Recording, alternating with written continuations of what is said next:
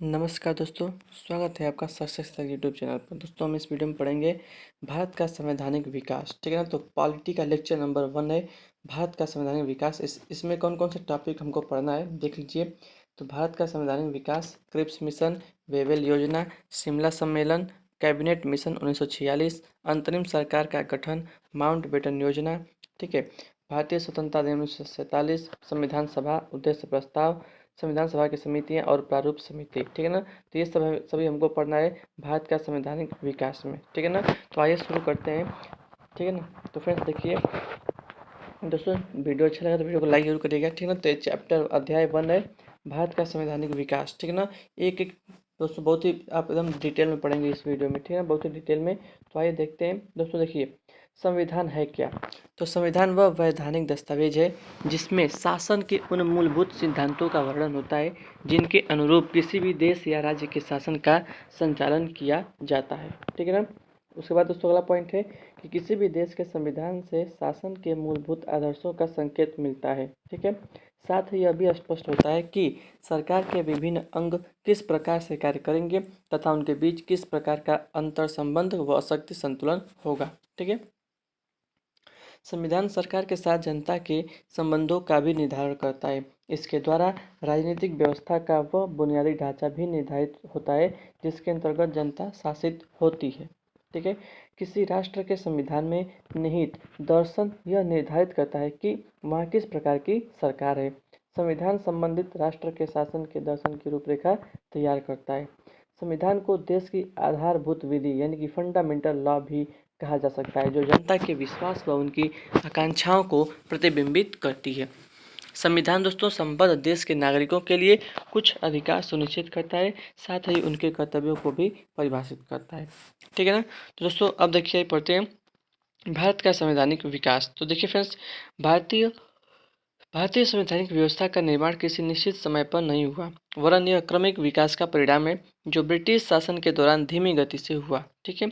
तो भारत के संवैधानिक विकास के इतिहास को दो भागों में विभक्त कर सकते हैं। पहला है ईस्ट इंडिया कंपनी के शासन के अंतर्गत संविधान का विकास और दूसरा है ब्रिटेन की सरकार यानी कि क्राउन के शासन के अंतर्गत संविधान का विकास। ठीक है। अब दोस्तों इसके अंतर्गत देखिए हम क्या पढ़े यहाँ पर देख सकते हैं आप। ठीक है ना। देखिए तो इसको दो भागों में बांटा गया है। ठीक है ना। पहला है ईस्ट इंडिया कंपनी के अंतर्गत। ठीक है। इसमें दोस्तों देखिए इसमें क्या क्या आता है, रेगुलेटिंग एक्ट 1773, उसके बाद है Pitt's India act 1784, charter act तो जितने भी यहाँ पर चार्टर एक्ट हैं। ठीक है ना। Charter act 1793, charter act 1813, charter act 1833 और चार्टर एक्ट 1853। तो ये सभी जो है ये ईस्ट इंडिया कंपनी के अंतर्गत आती हैं। ठीक है ना। और दूसरा दोस्तों ब्रिटिश क्राउन के अंतर्गत, तो इसमें देखिए भारत शासन अधिनियम 1858, 1861, 1892, 1909। ठीक है। और उसके बाद है भारत शासन अधिनियम। देखिए देखिए भारत परिषद अधिनियम 3 है। ठीक है ना। 1861, 92 और 9। ठीक है। और भारत शासन अधिनियम 1919 है, भारत शासन अधिनियम 1935 है और भारतीय स्वतंत्रता अधिनियम 1947 है। ठीक है ना। तो दोस्तों तो याद रखिएगा यहाँ पर देखिए दो भागों में बांटा गया है। ठीक है ना। ईस्ट इंडिया कंपनी के अंतर्गत कौन कौन सी आती है और ब्रिटिश क्राउन के अंतर्गत कौन कौन सा आता है। ठीक है ना। तो अब देखिए यहाँ से शुरू करते हैं। देखिए भारत में ब्रिटिश जो है वो 1600 ईस्वी में ईस्ट इंडिया कंपनी के रूप में व्यापार करने आए थे। ठीक है ना। तो महारानी एलिजाबेथ प्रथम यानी कि क्वीन एलिजाबेथ प्रथम के चार्टर द्वारा उन्हें भारत में व्यापार करने के विस्तृत अधिकार प्राप्त थे। कंपनी जिसके कार्य अभी तक मात्र जो व्यापारिक उद्देश्यों तक ही सीमित थे, उसने 1765 ईस्वी में बंगाल, बिहार और उड़ीसा की दीवानी अर्थात राजस्व एवं दीवानी न्याय के अधिकार प्राप्त कर लिए। इसके साथ ही भारत में कंपनी की क्षेत्रीय शक्ति बनने की प्रक्रिया प्रारंभ हुई। ठीक है। तो जिस समय तक यानी कि 1858 ईस्वी ईस्ट इंडिया कंपनी का शासन रहा, ब्रिटेन की संसद विभिन्न अवसरों पर अनेक कानून अथवा आदेश पत्र जारी करके कंपनी के शासन पर नियंत्रण रखती रही। इन्हीं कानूनों ने धीरे धीरे भारत में संवैधानिक विकास की पृष्ठभूमि तैयार की। ठीक है। देखिए अब हम पढ़ेंगे 1773 का रेगुलेटिंग एक्ट। ठीक है। इसमें क्या क्या हुआ था आइए देखते हैं। 1773 ईस्वी के रेगुलेटिंग एक्ट का भारत के संवैधानिक विकास के महत्वपूर्ण भारत के विकास में जो है संवैधानिक विकास में महत्वपूर्ण स्थान है। इस अधिनियम के माध्यम से भारत में ईस्ट ईस्ट इंडिया कंपनी पर ब्रिटिश संसदीय नियंत्रण स्थापित करने का प्रयास किया गया। ठीक है ना। उसके बाद है कि तत्कालीन ब्रिटिश प्रधानमंत्री लॉर्ड नार्थ द्वारा गोपनीय समिति की सिफारिश पर 1773 ईस्वी में पारित एक्ट को रेगुलेटिंग एक्ट 1773 की संज्ञा दी गई। ठीक है, देखिए उसके बाद देखते हैं, इस अधिनियम के माध्यम से ब्रिटिश सरकार ने स्पष्ट कर दिया कि भारत में कंपनी के अधीन क्षेत्रों का शासन मात्र ब्रिटिश ईस्ट इंडिया कंपनी के व्यापारियों का निजी मामला नहीं माना जा सकता है। ब्रिटिश संसद को इस संदर्भ में आवश्यक कानून बनाने एवं निर्देश देने का पूरा अधिकार है।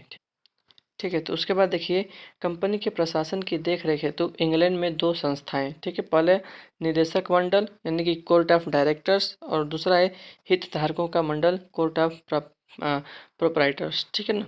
तो देखिए दोस्तों, 1773 रेगुलेटिंग एक्ट के तहत हुआ क्या, इस अधिनियम के द्वारा बंगाल के गवर्नर को गवर्नर जनरल कहा जाने लगा तथा उसकी सहायता के लिए एक 4 सदस्यीय कार्यकारी परिषद का गठन किया गया। इसके अंतर्गत पहले governor general Lord Warren Hastings थे। ठीक है, इसके द्वारा मद्रास एवं बम्बई के गवर्नर बंगाल के गवर्नर के अधीन हो गए, जबकि पहले सभी प्रेसिडेंसियों के गवर्नर एक दूसरे से स्वतंत्र थे। इस अधिनियम के अंतर्गत कलकत्ता में 1774 ईस्वी में एक उच्चतम न्यायालय की स्थापना की गई, जिसमें एक मुख्य न्यायाधीश और 3 अन्य न्यायाधीश थे। तो देखिए यहाँ पर सर एलिजा इम्पे कलकत्ता स्थित उच्चतम न्यायालय के प्रथम मुख्य न्यायाधीश थे। ठीक है ना।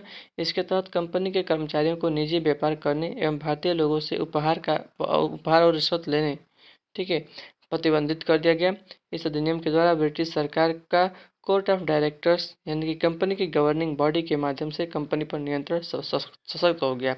कंपनी के लिए भारत में अपने राजस्व, नागरिक कौशल मामलों की जानकारी ब्रिटिश सरकार को देना आवश्यक कर दिया गया। ठीक है, और अब दोस्तों, ये था 1773 का रेगुलेटिंग एक्ट। ठीक है ना। अब देखिए, हम देखेंगे क्या, पिट्स इंडिया एक्ट 1784। ठीक है ना। तो आइए देखते हैं इसके अंतर्गत क्या क्या हुआ था। देखिए, यह अधिनियम कंपनी द्वारा अधिग्रहित भारतीय राज्य क्षेत्रों पर ब्रिटिश ताज यानी कि क्राउन के स्वामित्व के दावे का पहला वैधानिक दस्तावेज था। ठीक है ना। आइए उसके बाद देखते हैं दोस्तों। देखिए, इस एक्ट को यानी कि 1784 का पिट्स इंडिया एक्ट, ठीक है ना, तो उस एक्ट को ब्रिटिश संसद में तत्कालीन प्रधानमंत्री विलियम पिट द्वारा प्रस्तुत किया गया, इसलिए इसको पिट्स इंडिया एक्ट कहते हैं। ठीक है ना। इस एक्ट के माध्यम से इस एक्ट के माध्यम से कंपनी के व्यापारिक एवं प्रशासनिक शक्तियों का एवं कार्यों का को जो अलग अलग कर दिया गया। व्यापारिक क्रियाकलापों को कंपनी के निदेशकों के हाथों में पहले की तरह रखते हुए राजनीतिक क्रियाकलापों यानी कि सैनिक, असैनिक, राजस्व संबंधी के नियंत्रण एवं पर्यवेक्षण हेतु इंग्लैंड में एक 6 सदस्यीय नियंत्रक मंडल की स्थापना की गई, यानी कि बोर्ड ऑफ कंट्रोल की स्थापना की गई। देखिए, तो नियंत्रक मंडल 6 सदस्यीय थी। ठीक है ना। तो इसमें देखिए, चांसलर ऑफ एक्सचेकर, राज्य सचिव और 4 सदस्य प्रीवी काउंसिल के थे। ठीक है ना। एक इसमें चांसलर ऑफ एक्सचेकर और एक राज्य सचिव थे, और 4 सदस्य प्रीवी काउंसिल के। ठीक है ना। तो इन सभी की नियुक्ति एवं पदच्युति का अधिकार जो है वो सम्राट को सौंपा गया था।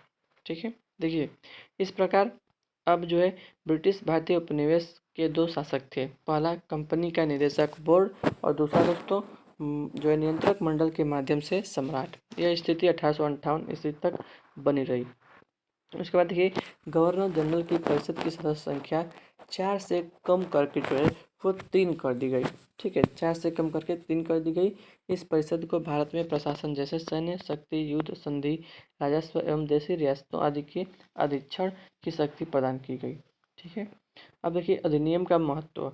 भारत में कंपनी के अधीन क्षेत्र को पहली बार ब्रिटिश आधिपत्य का क्षेत्र घोषित किया गया और ब्रिटिश सरकार को भारत में कंपनी के कार्य एवं इसके प्रशासन पर पूर्ण नियंत्रण प्रदान किया गया। ठीक है।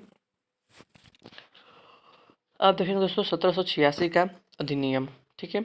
तो इस अधिनियम के द्वारा गवर्नर जनरल को विशेष परिस्थितियों में अपने परिषद के निर्णय को निरस्त करके अपने निर्णय को लागू करने का अधिकार प्रदान किया गया। साथ ही गवर्नर जनरल को प्रधान सेनापति की शक्तियां भी प्रदान की गई। ठीक है।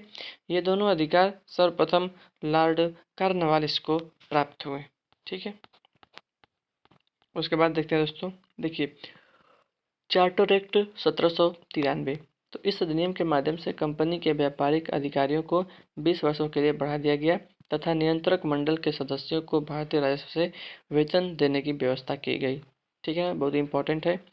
उसके बाद देखिए, ब्रिटिश भारतीय क्षेत्रों में लिखित लिखित विधियों द्वारा प्रशासन की नींव रखी गई तथा सभी कानूनों व विनियमों की व्याख्या का जो है अधिकार न्यायालय को प्रदान किया गया। ठीक है, तो ये था चार्टर एक्ट 1793।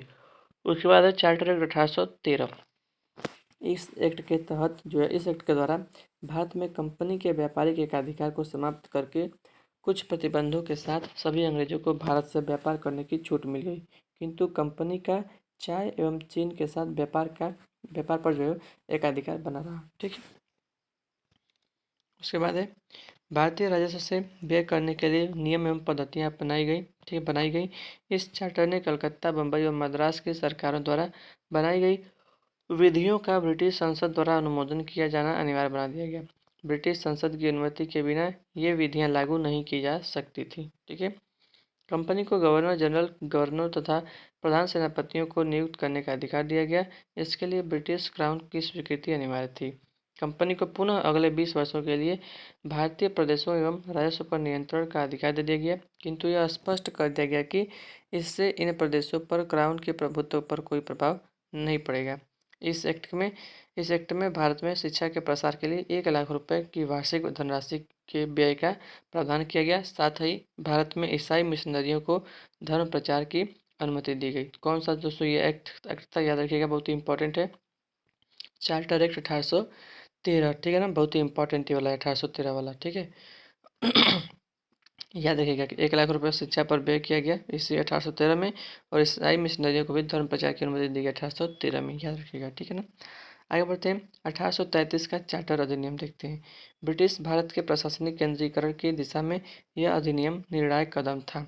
इस अधिनियम की विशेषता निम्नलिखित थी। इसने बंगाल के गवर्नर जनरल को भारत का गवर्नर जनरल बना दिया गया। कौन सा एक्ट दोस्तों, 1833। इसमें वो क्या हुआ, बंगाल का जो गवर्नर जनरल था उसको भारत का गवर्नर जनरल बना दिया गया। ठीक है, जिसमें सभी नागरिक एवं सैन्य शक्तियां निहित थी। इस प्रकार इस अधिनियम ने पहली बार एक ऐसी सरकार का निर्माण किया जिसका ब्रिटिश अधिकार वाले संपूर्ण भारतीय क्षेत्र पर पूर्ण नियंत्रण था। ठीक है ना, और लॉर्ड विलियम बेंटिक भारत के प्रथम गवर्नर जनरल थे। ठीक है ना, तो ये याद रखिएगा। आइए उसके बाद देखते हैं। देखिए इसी में दोस्तों है, इसी में इसने मद्रास और बम्बई के गवर्नरों को विधायी शक्ति से वंचित कर दिया। भारत के गवर्नर जनरल को पूरे ब्रिटिश भारत में विधायिका के असीमित अधिकार प्रदान कर दिए गए। इसके अंतर्गत पहले बनाए गए कानूनों को नियामक कानून कहा गया एवं नए कानून के तहत बने कानूनों को अधिनियम कहा गया। ठीक है, ईस्ट इंडिया कंपनी की एक व्यापारिक निकाय के रूप में की जाने वाली गतिविधियों को समाप्त कर दिया गया। अब यह पूर्ण रूप से प्रशासनिक निकाय बन गई। इसके अंतर्गत कंपनी के अधिकार वाले क्षेत्र ब्रिटिश राजशाही और उसके उत्तराधिकारियों के नियंत्रण में आ गए। चार्टर एक्ट 1833 ने सिविल सेवकों के चयन के लिए खुली प्रतियोगिता का आयोजन प्रारंभ करने का प्रयास किया। अधिनियम की धारा 87 वर्णित किया गया कि रंग, जाति तथा धर्म के आधार पर कंपनी की सेवा से भारतीयों को किसी भी पद, कार्यालय और रोजगार को प्राप्त करने से वंचित नहीं किया जाएगा। कालांतर में यही धारा प्रशासन में भारतीय की भागीदारी हेतु मुख्य आधार बनी। ठीक है, उसके बाद देखते हैं। देखिए, कोर्ट ऑफ डायरेक्टर्स के विरोध के कारण इस प्रावधान को समाप्त कर दिया गया। विधिक परामर्श हेतु गवर्नर जनरल की परिषद में प्रथम विधि सदस्य के रूप में जो है लॉर्ड मैकाले को शामिल किया गया। उससे केवल परिषद की बैठकों में भाग लेने का अधिकार था, मतदान का नहीं। विधियों के संहिताकरण के लिए गवर्नर जनरल को आयोग गठित करने का प्राधिकार जो है दिया गया। 1834 ईस्वी में लॉर्ड मैकाले की अध्यक्षता में 4 सदस्यीय विधि आयोग का गठन किया गया। इस एक्ट के द्वारा भारत में दास प्रथा को विधि विरुद्ध घोषित कर दिया गया। अंततः 1843 में दास प्रथा को समाप्त कर दिया गया। ठीक है, अब देखिए 1853 का चार्टर अधिनियम। 1793 ईस्वी से 1853 ईस्वी के दौरान ब्रिटिश संसद द्वारा पारित किए गए चार्टर अधिनियमों की श्रृंखला में यह अंतिम चार्टर अधिनियम था। ठीक है, और इस अधिनियम के द्वारा जो है गवर्नर नहीं अधिनियम था। संवैधानिक विकास की दृष्टि से यह एक महत्वपूर्ण अधिनियम था। इस अधिनियम के द्वारा गवर्नर जनरल की परिषद के विधायी कार्यों को प्रशासनिक कार्यों से पृथक करने की व्यवस्था की गई। विधि निर्माण हेतु भारत के लिए एक अलग 12 सदस्यीय विधान परिषद की स्थापना की गई। विभिन्न क्षेत्रों व प्रांतों के प्रतिनिधियों को इसका सदस्य बनाकर सर्वप्रथम क्षेत्रीय प्रतिनिधित्व का जो है सिद्धांत लागू किया गया। परिषद की इस शाखा ने छोटी संसद की तरह जो है कार्य किया। ठीक है, उसके बाद देखते हैं दोस्तों देखिए, गवर्नर जनरल की परिषद में 6 नए सदस्यों में से 4 का चुनाव बंगाल, मद्रास, बम्बई और आगरा की स्थानीय प्रांतीय सरकारों द्वारा किया जाता था। ठीक है। विधान परिषद का प्रमुख कार्य देश के लिए विधि बनाना था, किंतु इस विधि को अधिनियम बनने के लिए गवर्नर जनरल की अनुमति आवश्यक थी। ऐसी विधियों पर गवर्नर जनरल वीटो भी कर सकता था। ठीक है, यानी कि मना कर सकता था। इस अधिनियम के अन्य प्रावधान निम्नलिखित हैं। देखिए, बंगाल के प्रशासनिक कार्यों के लिए एक पृथक लेफ्टिनेंट गवर्नर नियुक्त किया गया। विधि सदस्य को गवर्नर जनरल की परिषद का पूर्ण सदस्य बना दिया गया और कंपनी के महत्वपूर्ण पदों पर नियुक्ति के लिए सीधी भर्ती के स्थान पर प्रतियोगी परीक्षाओं को आधार बना दिया गया। ठीक है। उसके बाद आता है दोस्तों भारत शासन अधिनियम 1858। सन 1858 के पश्चात ब्रिटिश शासन के अंतर्गत भारत में किए गए सुधारों का मुख्य उद्देश्य 1857 के विद्रोह जैसी घटना की पुनरावृत्ति को रोकना तथा साथ ही एक प्रशासनिक व्यवस्था को स्थापित करके भारत का उपयोग ब्रिटिश औपनिवेशिक हित में करना था। ठीक है। देखिए, इस अधिनियम की क्या विशेषताएं थी। तो इसके तहत भारत का शासन सीधे महारानी विक्टोरिया के अधीन चला गया। गवर्नर जनरल का पदनाम हटाकर बदलकर जो है भारत का वायसराय कर दिया गया। वह यानी कि वायसराय भारत में ब्रिटिश ताज का प्रत्यक्ष प्रतिनिधि बन गया। लॉर्ड कैनिंग भारत के प्रथम वायसराय थे, ये भी याद रखिएगा। ठीक ना, कैनिंग। इस अधिनियम ने नियंत्रण बोर्ड, बोर्ड ऑफ कंट्रोल और निदेशक कोर्ट यानी कि कोर्ट ऑफ डायरेक्टर को समाप्त कर भारत में द्वैध शासन प्रणाली का अंत कर दिया। एक नए पद भारत के राज्य सचिव, ठीक है, यानी कि secretary of state of India का सृजन किया गया, जिसमें भारतीय प्रशासन पर संपूर्ण नियंत्रण की शक्ति निहित थी। यह सचिव ब्रिटिश कैबिनेट का जो है सदस्य था, जो ब्रिटिश संसद के प्रति उत्तरदायी था। ठीक है। भारत सचिव की सहायता के लिए 15 सदस्यों की एक जो है भारत परिषद की स्थापना की गई। इस परिषद का मुख्य कार्य भारत सचिव को भारत के शासन के कार्य में परामर्श और सहायता देना था। ठीक है। अर्थव्यवस्था और अखिल भारतीय सेवाओं के विषय में जो है भारत सचिव भारत परिषद की राय को मानने के लिए बाध्य, ठीक है ना, बाध्य था। देखते हैं, बाध्य था। ठीक है ना। अन्य सभी विषयों पर उसकी राय को मानने से इनकार कर सकता था। उसे अपने कार्यों की वार्षिक रिपोर्ट ब्रिटिश संसद के समक्ष अनिवार्यता प्रस्तुत करनी पड़ती थी। ठीक है। 1 नवंबर 1858 को ब्रिटिश महारानी की घोषणा को भारतीय शिक्षित वर्ग ने अपने अधिकारों का मैग्ना कार्टा कहा। ठीक है। अब देखते हैं भारत परिषद अधिनियम 1861। तो 1861 का भारतीय परिषद अधिनियम भारत के संवैधानिक विकास के इतिहास में 2 कारणों से विशेष महत्व रखता है। पहला है, इस अधिनियम के द्वारा जो है गवर्नर जनरल की परिषद में भारतीय प्रतिनिधियों को शामिल कर उन्हें विधायी कार्यों में सहयोग करने का अधिकार प्रदान किया गया तथा गवर्नर जनरल की विधायी शक्तियों का विकेंद्रीकरण कर दिया गया। ठीक है। दूसरा क्या है, प्रांतीय विधान परिषदों को विधि निर्माण का जो है अधिकार प्रदान किया गया, जिससे प्रांतीय स्वायत्तता जो है का प्रारंभ हुआ। ठीक है ना। उसके बाद देखिए, गवर्नर जनरल की कार्यपालिका परिषद का विस्तार करते हुए इसमें विधि विशेषज्ञ के रूप में जो है एक 5वां सदस्य शामिल किया गया। गवर्नर जनरल की परिषद को विधि निर्माण की शक्ति प्राप्त थी। इस उद्देश्य के लिए केंद्रीय विधानमंडल में न्यूनतम 6 सदस्य तथा अधिकतम 12 सदस्य नामांकित किए जा सकते थे। इन नामांकित सदस्यों में से आधे सदस्य जो है वो गैर सरकारी होते थे। ठीक है। तत्कालीन वायसराय लॉर्ड कैनिंग ने 1862 ईस्वी में नवगठित केंद्रीय विधान परिषद में निम्नलिखित 3 भारतीयों को नियुक्त किया। ठीक है ना, पटियाला के महाराजा नरेंद्र सिंह, बनारस के राजा देवनारायण सिंह और सर दिनकर राव। ठीक है ना। लॉर्ड कैनिंग ने विभागीय प्रणाली की शुरुआत की। इस अधिनियम के अनुसार बम्बई और मद्रास की विधान परिषदों को कानून बनाने व उसमें संशोधन करने की शक्ति प्रदान की गई। ठीक है। इस अधिनियम द्वारा उत्तर पश्चिमी सीमांत क्षेत्र पंजाब तथा बंगाल में नई विधान परिषदों की स्थापना की गई। गवर्नर जनरल को अध्यादेश जारी करने की शक्ति प्रदान की गई, जो आपातकाल में 6 महीने तक जो प्रभावी रह सकता था। ठीक है। उपयुक्त विशेषताओं के होते हुए भी इस अधिनियम में निम्नलिखित कमियां थी। क्या क्या कमियां थी देखिए,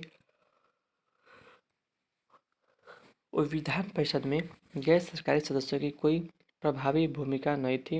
वे न तो कोई प्रश्न पूछ सकते थे और न ही बजट पर चर्चा कर सकते थे। गवर्नर जनरल केंद्रीय तथा प्रांतीय विधान परिषदों द्वारा पारित किसी विधेयक पर विशेषाधिकार अर्थात वीटो का प्रयोग कर सकता था। साथ ही ब्रिटिश संसद किसी भी विधि को अस्वीकार कर सकती थी। ठीक है, उसके बाद देखते हैं दोस्तों भारत परिषद अधिनियम 1892। इसके माध्यम से केंद्रीय और प्रांतीय विधान परिषदों में अतिरिक्त यानी कि गैर सरकारी सदस्यों की संख्या बढ़ाई गई। यद्यपि बहुमत जो है सरकारी सदस्यों का ही रहता था। केंद्रीय विधानसभा के अतिरिक्त मनोनीत सदस्यों की संख्या कम से कम 10 और अधिक से अधिक 16 निश्चित की गई। ठीक है, इनमें से 10 सदस्यों को गैर सरकारी होना आवश्यक था। इस अधिनियम में गैर सरकारी सदस्यों की नियुक्ति हेतु अप्रत्यक्ष निर्वाचन प्रणाली का प्रावधान किया गया। विधान परिषद की शक्तियों में वृद्धि हुई। ठीक है, अब सदस्यों को आर्थिक नीति तथा बजट पर बहस करने की अनुमति प्राप्त हुई, परंतु मतदान करने का नहीं। ठीक है, परिषद के सदस्यों को जनहित से संबंधित मामलों में कुछ सीमाओं के भीतर प्रश्न पूछने का भी अधिकार प्राप्त हुआ। निर्वाचन पद्धति का आरंभ किया जाना इस अधिनियम की एक प्रमुख विशेषता है।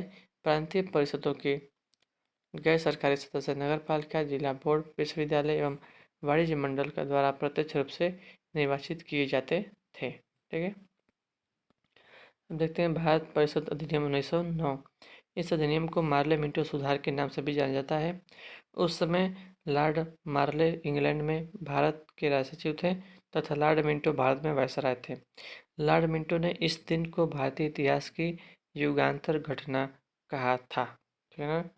मार्ले मिंटो सुधार का लक्ष्य भारत परिषद अधिनियम 1892 के दोषों को दूर करना, मुस्लिम अल्पसंख्यकों को खुश करना तथा भारत में बढ़ते हुए उग्रवाद एवं क्रांतिकारी राष्ट्रवाद का सामना करना था।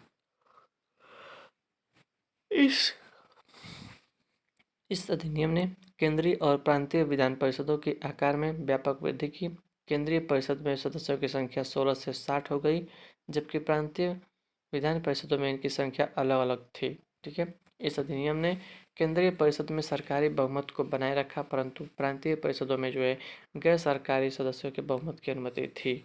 इसमें इसने दोनों स्तरों पर विधान परिषदों के चर्चा कार्यों की परिधि को बढ़ाया, जैसे पूरक प्रश्न पूछना, बजट पर संकल्प रखना। ठीक है, इस अधिनियम के अंतर्गत जो है पहली बार किसी भारतीय का वायसराय और गवर्नर की कार्यपालिक परिषद के साथ एसोसिएशन बनाने का प्रावधान किया गया। ठीक है, उसके बाद देखते हैं, देखिए सत्येंद्र प्रसाद सिन्हा वायसराय की कार्यपालिका परिषद के प्रथम भारतीय सदस्य बने। उन्हें विधि सदस्य बनाया गया था, सत्येंद्र प्रसाद सिन्हा को। ठीक है, इस अधिनियम के द्वारा भारत में प्रादेशिक चुनाव हेतु व्यावसायिक और सांप्रदायिक प्रतिनिधित्व प्रणाली को अपनाया गया। इस अधिनियम ने पृथक निर्वाचन के आधार पर मुस्लिमों के लिए सांप्रदायिक प्रतिनिधित्व का जो है प्रावधान किया। इसके अंतर्गत मुस्लिम सदस्यों का चुनाव मुस्लिम मतदाता जो है वही कर सकते थे। ठीक है ना। इस प्रकार इस अधिनियम ने सांप्रदायिकता को वैधानिक प्रदान किया। ठीक है, वैधानिकता प्रदान किया। लॉर्ड मिंटो को सांप्रदायिक निर्वाचन का जो है वो जनक कहा जाता है, याद रखिएगा, लॉर्ड मिंटो को। इस अधिनियम ने presidency, corporation, chambers of commerce, विश्वविद्यालयों और जमींदारों के लिए अलग प्रतिनिधित्व का जो है वो प्रावधान किया गया। ठीक है, अब देखते हैं भारत शासन अधिनियम 1919 ईस्वी के इस अधिनियम को दोस्तों मॉन्टेग्यू चेम्सफोर्ड सुधार भी कहते हैं, क्योंकि इस अधिनियम के जन्मदाता भारत सचिव मॉन्टेग्यू और भारत के गवर्नर जनरल चेम्सफोर्ड थे। यह अधिनियम ब्रिटिश सरकार द्वारा सुधारों का एक और तथाकथित प्रयास था। 20 अगस्त 1917 को भारत सचिव लॉर्ड मॉन्टेग्यू ने एक घोषणा की, जिसमें भविष्य के सुधारों की ओर संकेत किया गया था। तत्कालीन संवैधानिक सुधारों की मांग, होम रूल आंदोलन, प्रथम विश्व युद्ध आदि अनेक कारणों से यह अधिनियम पारित किया गया। ठीक है, इस अधिनियम के आधार पर प्रांतों में आंशिक रूप से उत्तरदायी सरकार की स्थापना की गई। पार्षद कार्यपालिका का एक ऐसा भाग था जो गवर्नर के प्रति उत्तरदायी था तथा दूसरा भाग मंत्रिमंडल था जो प्रांतीय व्यवस्थापिका के प्रति उत्तरदायी था। इस अधिनियम के द्वारा केंद्र में द्विसदनात्मक विधायिका स्थापित की गई, अर्थात केंद्रीय विधान परिषद का स्थान राज्य परिषद, उच्च सदन एवं विधान सभा निम्न सदन वाले द्विसदनात्मक विधानमंडल ने ले लिया। ठीक है।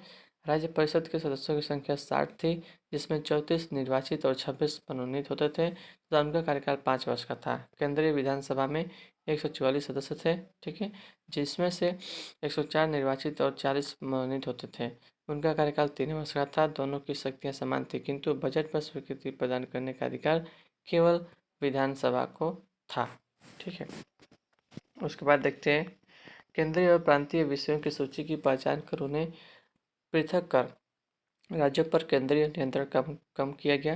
केंद्रीय और प्रांतीय विधान परिषदों को अपनी सूचियों के विषयों पर विधि बनाने का अधिकार प्रदान किया गया। 1919 ईस्वी के एक्ट की प्रमुख विशेषता प्रांतों में द्वैध शासन की स्थापना थी। इसके लिए केंद्रीय और प्रांतीय विषयों को पृथक किया गया था। इसके पश्चात प्रांतीय विषयों को पुनः 2 भागों में बांट दिया गया। ठीक है ना। देखिए, प्रांतीय विषयों के 2 भाग हैं। पहला है आरक्षित विषय, इसमें राजस्व, न्याय, वित्त, पुलिस आदि। ठीक है, और दूसरा है स्थानांतरित विषय, इसमें है स्थानीय स्वशासन, शिक्षा, कृषि, स्वास्थ्य। ठीक है, आरक्षित विषयों का शासन गवर्नर अपनी परिषद के सदस्यों की सलाह से करता था तथा हस्तांतरित विषयों का शासन गवर्नर भारतीय मंत्रियों की सलाह से करता था। ठीक है, इस अधिनियम ने सांप्रदायिक आधार पर सिखों, भारतीयों, ईसाइयों, आंग्ल भारतीय और यूरोपियों के लिए भी पृथक निर्वाचन के सिद्धांत को विस्तारित कर दिया। इस अधिनियम ने एक लोक सेवा आयोग के गठन का प्रावधान किया। इसी के परिणाम स्वरूप 1926 ईस्वी में सिविल सेवकों की भर्ती के लिए केंद्रीय लोक सेवा आयोग का गठन किया गया। इस अधिनियम ने पहली बार केंद्रीय बजट को राज्यों के बजट से अलग कर दिया तथा राज्य विधानसभाओं को अपना बजट स्वयं बनाने के लिए अधिकृत कर दिया। इसके अंतर्गत एक वैधानिक आयोग के गठन का प्रावधान किया गया, जिसका कार्य जो है वो अधिनियम लागू होने के 10 वर्षों बाद जांच करके अपनी रिपोर्ट प्रस्तुत करना था। ठीक है, आइए इसको देख लेते हैं। साइमन आयोग नवंबर 1927 में ब्रिटिश सरकार द्वारा सर जॉन साइमन के नेतृत्व में 7 सदस्यीय वैधानिक आयोग का गठन किया गया, जिसका कार्य भारत शासन अधिनियम 1919 के क्रियान्वयन की जांच करना था। इस आयोग में सभी सदस्य अंग्रेज थे, अतः अधिकांश भारतीयों द्वारा इसका विरोध किया गया। आयोग द्वारा वर्ष 1930 में अपनी रिपोर्ट सरकार को सौंपी गई, जिसकी प्रमुख सिफारिशें निम्नलिखित थीं।